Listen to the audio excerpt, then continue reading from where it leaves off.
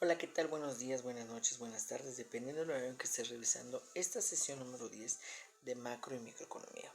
Ahora vamos a trabajar de una teoría, la teoría general del empleo, del interés y del trabajo.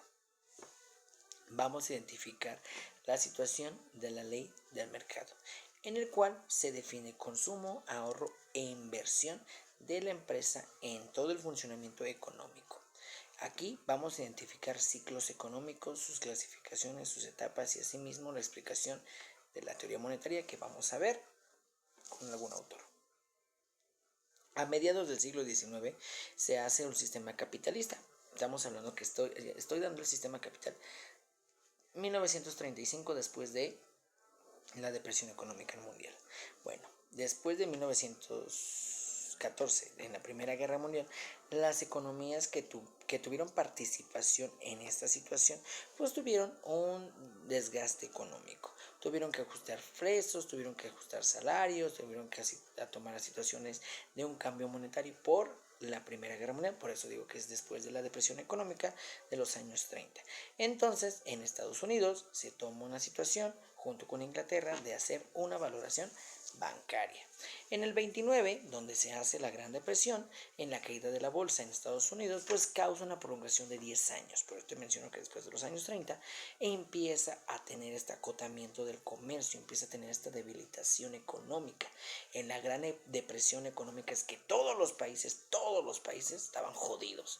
Todos los países no tenían dinero, estaban estancados, no había economía, no había ingresos, no había inversión, no había nada.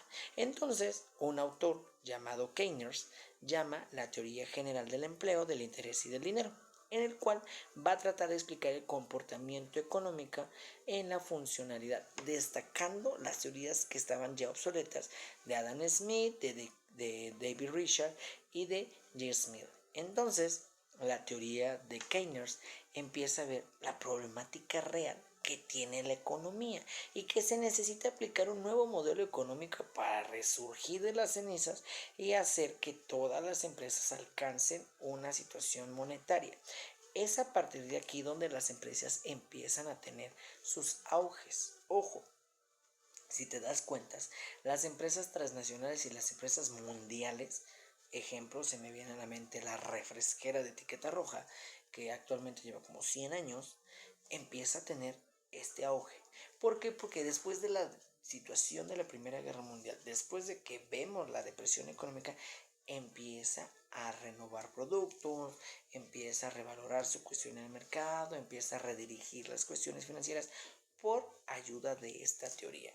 Entonces, Keisbert va a trabajar la teoría del empleo, considerando las crisis que se tienen en su situación económica capital. Y empieza a explicarlas, empieza a buscar adecuaciones políticas para influir en la economía después de la Segunda Guerra Mundial. En esta teoría empieza a tener una responsabilidad gubernamental política en los países. ¿Qué estamos hablando? Que el gobierno tiene que subsidiar algunas empresas. Sí, en México fluye, porque en México empiezan a existir empresas como Ferrocarriles Mexicanos, empieza a existir como el Banco Nacional Mexicano, empieza a existir como Telefonías Mexicanos. Aquí es donde el gobierno empieza a absorber esas empresas para alcanzar empleos, para alcanzar productividades y alcanzar ganancias. Es la única forma que vieron con la teoría de Kepler para poder hacer esta situación financiera. Si te diste cuenta de la depresión de los 30, la guerra mundial hasta la Segunda Guerra Mundial, estamos hablando casi de 30 años. Entonces esos 30 años fueron lo que tuvieron que hacer para reajustar la cuestión económica. Y a partir de los años 40, 50, el proceso económico surge, pero ahora de manera gubernamental. Por eso en algunas clases te he estado mencionando que existen subsidios gubernamentales o apoyos de gobierno que empieza a identificar. Ok. Te voy a dar la situación de la obra de Keynes, no Keynes, de Keynes, en el cual, primer punto, aquí vamos a hablar de leyes de mercado. En esta ley de mercado considera que la economía podría no tener una fuerza o no se movería como una gran potencia como era antes de la Gran Depresión. Por lo tanto, aquí, ¿qué es lo que se hace? Se hace un ingreso y un gasto nacional. Entonces, toda la economía chiquita, pequeña, se empieza a reflejar un gasto a través del gobierno, pues es el único que tiene dinero, ¿cierto? Los gobiernos. Por lo tanto, el gobierno empieza a hacer un libre mercado para hacer esa competitividad de manera a escala micro. Por eso empieza aquí. En otra cuestión, también la obra de Keynes demuestra que el desempleo es un resultado grandísimo y que implica un gasto en bienes y servicios. ¿Por qué? Porque a mayor productividad del producto y menos consumismo, que es lo que estamos haciendo, una mega inversión, para no recuperar ninguna ganancia. Entonces, ¿qué reflejamos? Que el desempleo genera una demanda insuficiente de consumo. Como tal, si no hay dinero, no consumes. En esta economía se hace de manera ilimitada, porque solamente consumes lo mínimo, lo poco, que lo va a influir de manera en su economía, porque hay un desempleo nacional, porque no existe una gran cantidad de inversión para hacer una mega productividad, y esos efectos demuestran el poco crecimiento económico y la depresión sucesiva después de los acontecimientos históricos a nivel mundial. Guerra, depresión económico, guerra. 30 años de manera mundial estuvimos hablando que fue un proceso devastador. Y por último, el Estado, quien tiene la situación de invertir en la economía para garantizar un crecimiento. Entonces aquí aplica una política fiscal, una política de ingreso, una absorción de empresas para así generar una circulación nuevamente del dinero. Aquí es donde hacemos que la situación del gobierno empiece a absorber las pequeñas empresas y hacerlas propias para generar esa inversión. No hay tanto complicado ahí. Y entonces vamos a hacer que se establecen 4 relaciones importantes en la teoría de Keynes. 1. La demanda agregada depende de la situación del consumo y la inversión. Ok, dependiendo de lo que vayas consumiendo es como va a ser la demanda del producto. Empezamos a hacer movimiento de dinero, ¿va?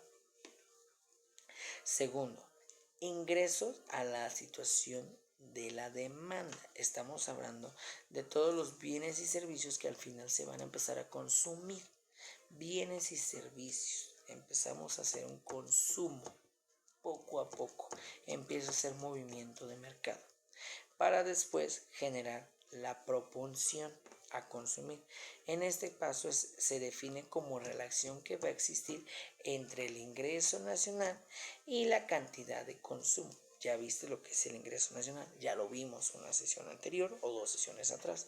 Entonces ese ingreso nacional va a depender del consumo que se tenga dentro de la nación, del consumo que se tenga de ese producto y que pueda generar un interés, una ganancia, un producto interno, un producto nacional bruto, en el cual pues vamos a identificar que este consumidor o esta propensión de consumo se va a generar una proporción marginal, que es la relación que existe entre el ingreso y la parte de la ganancia. Ojo, en esta parte ya lo estamos viendo que es cuánto puede gastar la misma sociedad. Y entonces hay una fórmula que es la ganancia del incremento al consumo y a sueldos y salarios. ¿Va? Entonces en algún momento ya te expliqué esta parte y al final es todo el incremento que va a generar para estas cuestiones. Para ello vamos a generar ahora lo que identificamos como una tasa de interés. En esta tasa de interés vamos a definir el proceso que va a ser la inversión que vamos a tener dentro del producto. Depende del rendimiento que tenga el consumo, depende del rendimiento de la venta del mercado, depende de la cuestión de inversión pública, privada que se tenga dentro de la empresa para generar las expectativas del rendimiento del producto, para ver cuánto podemos invertirle, para ver si es redituable, para ver si es de consumo, para ver si se puede generar ese consumo. Y al final se hace un volumen de inversión. En este pues depende toda la situación de la economía, del rendimiento, de lo que vamos a obtener de comprar y vender, y al final se va a hacer la estabilidad económica. ¿vale? Con ello se genera la tasa de interés, pero ese volumen de inversiones, ¿cuánto le vamos a generar a la empresa para poder hacer que funcione? Por eso en algún momento en las teorías que estoy explicando se menciona más que el que tenía la economía pues era el gobierno, y es por ello que esta economía pues hace que la empresa tenga que sacar cuestiones financieras y tenga que ser absorbida y tenga que tener una inversión, pero pues si no hay un capital privado, pues tenemos que hacer un capital abierto, un capital gubernamental en el cual pues hacemos todas esas tasas de interés, ese flujo, ese movimiento, porque en su momento el gobierno tenía esta economía, el gobierno tenía esa estabilidad o tenía ese dinero para generar no tan grande una deuda y generar una inversión. ¿Y qué generamos aquí? La ley psicológica fundamental. ¿Y qué consiste? En la explicación del sistema económico, en el cual es el aumento de la población, donde están dispuestos a generar una cantidad mayor de consumo por la situación de incremento de sueldo, por la situación de consumo de ahorro. Aquí estamos hablando que ya va aumentando la población, ya va aumentando el consumo, pues vamos a hacer que la empresa genere más producto. Para ese mayor consumo de producto, pues vamos a hacer que entonces se haga más inversión, que se haga más trabajo, que se haga más producto para hacer ya un consumo más estable. Ya va aumentando. Y en esta ley de productividad, en esta ley psicológica de productividad, pues vamos a hacer uno. Cada aumento del volumen de la ocupación se eleva el ingreso de la comunidad. A mayor volumen de consumo, mayor situación de habitantes. A mayor habitantes, a mayor consumo. Fácil. Estamos hablando de 50-50, población y consumo, población y consumo. Segundo punto. Data que la situación de saturación de situaciones de necesidades vitales del individuo, la actitud psicológica del consumidor aumenta porque incrementa proporcionalmente sus necesidades. ¿Ok? Si mi producto ya es rentable, si mi producto ya tiene ganancias, si mi producto ya estoy viendo que está funcionando, es porque estamos sustentando necesidades del ser humano. En algún momento pues empresas necesidades, consumo de agua, consumo de alimentos, consumo de producto básico, que al final estamos haciendo que se genere porque satisface la necesidad del individuo. Recordando que empezando con la ley en los años 40, en los años 50, pues al final sí teníamos necesidades, sí había que hacer un consumo, pero desafortunadamente estaba mínima porque se compraba pequeñas cantidades, porque no podía sustentar más consumo, porque no había una economía estable que lo pudiera sustentar. En la tercera punción dice, de no existir volumen de inversión equivalente a los ahorros, bajará la demanda global y el volumen del empleo y en consecuencia los ingresos de la empresa. Al ver que la empresa no está generando a cuestiones económicas, pues tengo que reducir ¿qué? Pues la inversión, las cantidades del producto y sobre todo la cuestión del empleo. Y al bajar empleos es porque estoy haciendo que la gente ya no me consuma porque ya no tiene el dinero para comprar ese servicio. No hay trabajo, no hay consumo. No hay consumo, no hay producto. No hay producto, no hay inversión. No hay inversión, no hay empresa. Así, si te das cuenta es una cadenita que al final hacemos que se relacionen los cuatro para hacer esa parte. Entonces, si hay consumo, hay inversión. Si hay inversión, hay ingresos. Y hay empresa. Y con eso hay empleo. Y con ese empleo hay ganancia, hay capital que pueda generar la satisfacción de intereses y que pueda generar ese consumo en la empresa. ¿Vale? Y al final, pues en esta ley, al final vamos a hacer que dada la propensión social al consumir cantidades proporcionalmente menores, aumentará su primer ingreso. Su nivel de equilibrio ocupará la dependencia de la magnitud de inversión, que puede haber equilibrio sin ocupación plena a condiciones de inversión iguales y de ahorro, ¿ok? Al ver que la empresa empieza a generar un consumo mínimo, pues vemos que se puede generar el producto. Vemos que al final va a haber un equilibrio, como lo mencioné ahí, va a haber un equilibrio entre inversión y producto. No estamos haciendo una saturación de producto, porque esa saturación de producto ya lo vamos a ver en los años 70, 80, cuando ya empezamos de auge el capitalismo.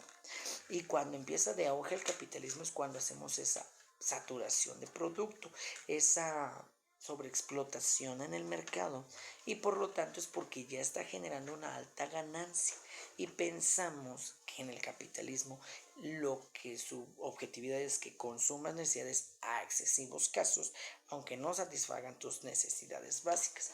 A partir de los años 40, 50, pues íbamos viendo que generará. ¿Y cómo va generando? Pues si vendo 10, hago 10. Si consumen 8, sigo haciendo 10. Si consumen 5, sigo haciendo 10. Todavía no hay una saturación de mercado porque sabe que en algún momento me van a seguir consumiendo, ¿cierto? No estamos viendo que no hay una saturación de mercado. Estamos viendo que estamos haciendo lo mínimo para hacer que las necesidades básicas fluyan, para hacer que el mercado fluya. Algo importante, esa sobresaturación, esa sobreexplotación del mercado no existía y hacemos que entonces mi mercado funcione. Por eso en los años 50, 70 era un poquito más viable la economía nacional, incluso la economía mundial, porque no había esos excedentes. Y al tener esos excedentes, pues había inversión, había economía, había dinero. Entonces, ese es el problema. En la 5, aquí ya vamos a hablar de la expansión. Habrá expansión si la inversión es superior a los ahorros anteriores. Esto va a ser posible a todo el incremento del dinero en circulación, que en su caso la inferioridad de la inversión es la situación de los ahorros. La demanda no disminuye, sino empieza a hacer que fluya. Entonces aquí vamos a ver que mi empresa empieza a tener ya el avance económico que estamos esperando. Estamos haciendo que entonces ya mi empresa empiece a hacer una mayor inversión, como lo menciona, porque entonces sí estás generando una ganancia, sí está generando una inversión, sí está generando un ahorro, ¿vale? Y sí estás generando un incremento económico. Y en la número 6 va a corresponder a que al Estado contrarreste este efecto, llamando gasto público. El vacío de la inversión privada ocasiona el no invertir todo el ahorro. Ojo, ya como la empresa funciona, ya como la empresa tiene ganancias, entonces gobierno empieza a meterle lo que son medidas cíclicas de inversión. ¿Cuáles son medidas cíclicas? Los impuestos que se generan. Ejemplo, la mayoría de los impuestos que tú conoces en México no se generaron hasta después de los años 70. Exacto, ya han pasado casi 30 años después que se empezó a generar esta situación y estuvimos hablando que ya se generó una estabilidad financiera nacional y también una estabilidad financiera mundial. Si te das cuenta, esos impuestos en la actualidad se siguen teniendo, que al final ya vimos que ya empieza a haber unas como lo mencioné ahí, contrarrestar el efecto financiero, que no hacemos que la empresa mega absorba ahorros, no, tiene que dejar esos ahorros también para ganancias futuras, para el gobierno. Entonces, al final de cuentas, ya estamos viendo que la empresa fluye, que la demanda es exitosa, que el consumo es exitoso, que la venta, el trabajo y demás acaba siendo exitoso. Entonces ahora sí vamos a hacer que la empresa genere un impuesto final. Y entonces, en conclusión, ¿qué vamos a hacer con esta teoría de Keynes?